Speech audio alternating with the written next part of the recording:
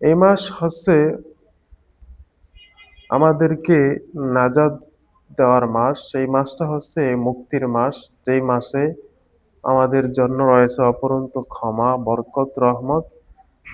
এই মাস সম্পর্কে আল্লাহ পাক কোরআনে বলছেন, শাহরু রমাদান আল্লাযী উনজিলা ফীহিল কুরআন হুদাল লিন-নাস ওয়া বায়্যিনাতিম মিনাল হুদা ওয়াল ফুরকান। আবার অন্য জায়গায় বলা হয়েছে, কুতিবা আলাইকুমুস সিয়াম কামা কুতিবা আলাল্লাযীনা মিন ক্বাবলিকুম লাআল্লাকুম তাত্তাকুন। তোমাদের উপরে রমজান মাস ফরজ করা হয়েছে যেমনি করে তোমাদের পূর্ববর্তী পুরুষদের উপরে ফরজ ছিল। কি জন্য? কারণ যাতে করে তোমরা আল্লাহভীরু হও, খোদাভীরু হও, মুত্তাকি হতে পারো। লাআল্লাকুম তাত্তাকুন, যাতে তোমরা মুত্তাকি হতে পারো, আল্লাহকে চিনতে পারো, জানতে পারো এবং আল্লাহ ভয়, আল্লাহকে হ্যাঁ, আল্লাহর হুকুমগুলা মানতে পারো। তো এই মাসে আমাদেরকে ঈমান তাজা করার মাস।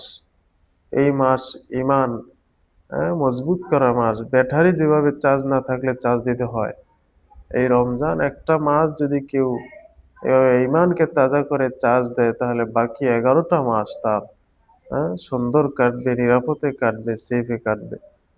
তো ঈমান যদি কারো মজবুত না থাকে, সুন্দর না হয়, তাহলে তার কোনো কাজে আসবে না।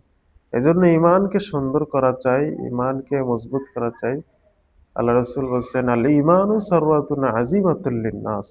ঈমান হচ্ছে মানুষের সবচেয়ে মূল্যবান সম্পদ। ঈমানের উপরে আর কিছু নেই। ঈমান ঠিক তো সব ঠিক।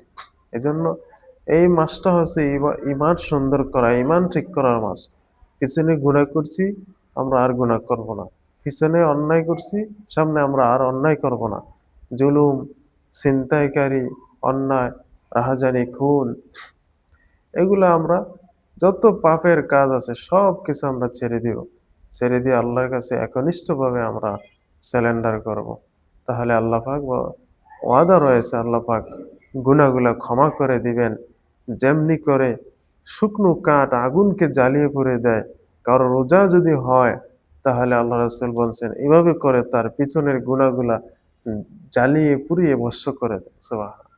এজন্য আমাদের সামনে মাহে রমজান, আমাদের সামনে মাহে রমজান চলে আসছে। যদি আমরা এই রমজানকে অবহেলায় করে কাটিয়ে দেই এবং গুনার মধ্যে রেখে কাটিয়ে দেই, তাহলে আমরা বড়ই লস এবং ক্ষতিগ্রস্তের মধ্যে হব। আল্লাহ পাক আমাদেরকে এই রমজানে আমল করা, কোরআন তেলাওয়াত করা, তাসবিহ তাহলিম পড়া, পাঠ করা তৌফিক দান করুক। সবাই রমজানকে যাতে কাজে লাগাইতে পারে, সিয়াম সাধনা করতে পারে, আহ, ঈমানকে তাজা করতে পারে, সেই তৌফিক যাতে আল্লাহ আমাদের সবাইকে দান করুক। আমিন। সবাইকে অসংখ্য ধন্যবাদ। আসসালামু আলাইকুম ওয়া রাহমাতুল্লাহি ওয়া বারাকাতুহু।